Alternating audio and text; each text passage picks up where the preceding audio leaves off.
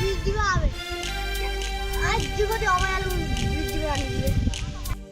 সইতে পারি না রে চলে রে আমার বাঁচি রে ছুড়া বা Oh no! ইসবা করিয়া গাবো আমার ভিলাত জাকিন কোদি 100 টাকা লাগবে 100 টাকা আমি তোকে 1000 টাকা দিবা বা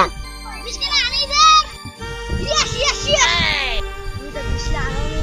বেলা গায়া কোনো মোগা বিষ লাগা ও আপনি আর বাঁচি রে কোন শালাও ছিলা না হ্যাঁ